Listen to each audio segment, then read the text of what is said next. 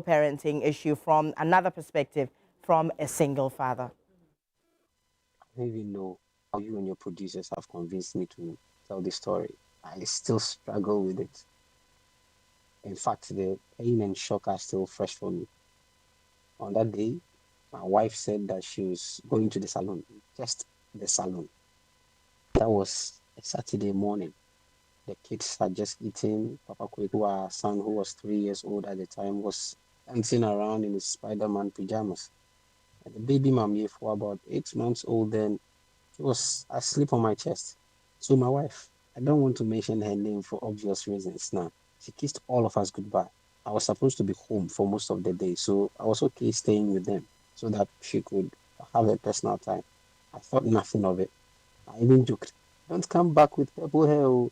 She smiled and she said, "I'll be quick." Would you believe that was the last time I saw her? No call, no message, her phone off. Her family also didn't know anything. Or maybe they just didn't want to say. To be honest, I don't know what to believe. At first, I thought something terrible had happened. I called the hospitals. I went to the police. I even searched the big gutters in Accra. My friends, her friends, they all got involved. We posted flyers on social media, published them in newspapers. I mean, I did everything and anything possible. I was that desperate. But 2 weeks passed. There was still no news from her. One evening, I just knew it in my spirit. She wasn't missing. I just knew that she had left us. I didn't have time to be angry. I have 2 children who needed me to be there for them every hour, every minute. My life changed at once. It wasn't easy now. Changing diapers at 2 a.m. while my son cried for money, bathing 2 fussy babies before work, carrying mommy for my back while holding Kweku's hand through Makola, just so I could buy things for the house. It took a while for me to find help. My mom was already late by then. I had to get a more flexible job and take a lower pay for some time. It broke me, but it also built me up. You know, our society doesn't prepare men for this. People will stop me on the street saying things like, "Where's their mother?" They will say it with suspicion. Some even had the guts to ask me, "What did you do to her?" I couldn't imagine that she left. But sometimes it's we the fathers who stay. I remember once at the clinic, the nurse asked me if I was really the children's father. She said, "Are you sure you know what formula to buy?" I said, "Madam, I don't know, but I will learn." And I did. I had to.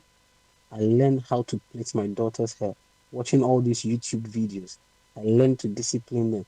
I learned how to comfort them. I was all they had, you know. There were nights when the children were asleep and I'd cried into a pillow.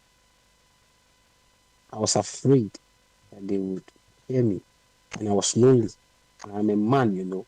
I couldn't just move with any woman because of the safety of my children. But now, when Kuku draws a picture of our family, he draws just the 3 of us smiling.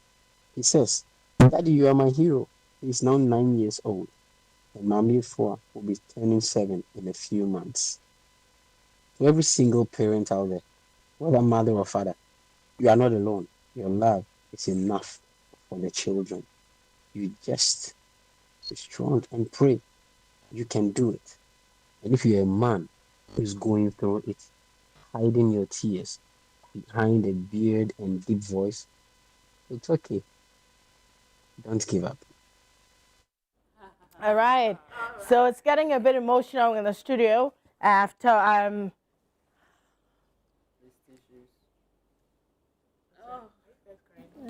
No, she's the one crying. Oh, now it's crying because I'm a mother and I know how Okay, we need tissues, guys. how tough it is to take care of children by yourself. For it to be a man who's actually not wired to do all of these things, to actually do it by themselves,